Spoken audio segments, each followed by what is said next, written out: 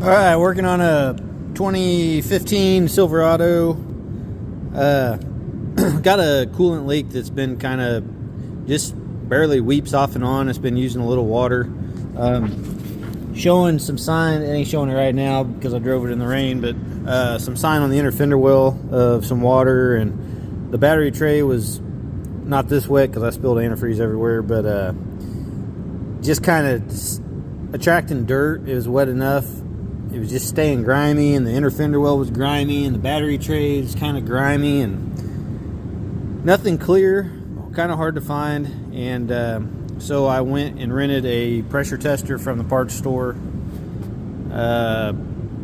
hooked it up, and it held pressure pretty good. Took it up to 14 pounds, really didn't hear anything. Took it on up to 18 or 19 pounds, and that's when I finally started hearing it hissing.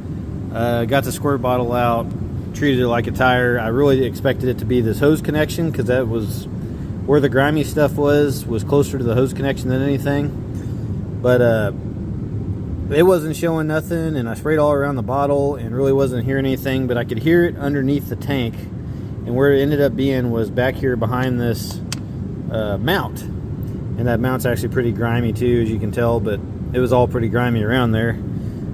I got just a quick separate little vid that I'm going to attach to this that showed where it actually was, but like I said, it was on the back side of this mount, probably from vibration, and just finally cracked and just barely weeping. And I would say maybe once it got hot that it possibly was expanded and leaked a little bit worse, but it basically wasn't leaking at all until it got up, at least audibly leaking, until it was up over 15 pounds. So wanted to pass that on in case anybody's got a mysterious leak they're having a hard time finding.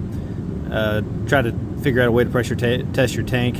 And I took the tank loose once I had an idea where it was at, so I could flip it over and spray the underside, because I wanted to really be sure that that's what it was before I replaced the tank. If it was mine, I would have just put a tank on it, but it's not mine, and I don't like replacing parts that aren't bad, so I wanted to visibly see where it was leaking. I also suspect there's kind of a passage where when the cap pops off, that it redirects the water around, down, and out of the bottom of the tank.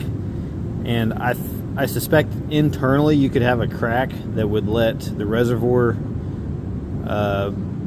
send water out through that drain. Let's see if I can pick this up. And that is actually where I thought maybe it was happening. That drain's right here. And where I was just reaching under, I was like, well, maybe it's leaking internally and the air's coming out this drain, but it wasn't. It was actually, like I said, right inside there.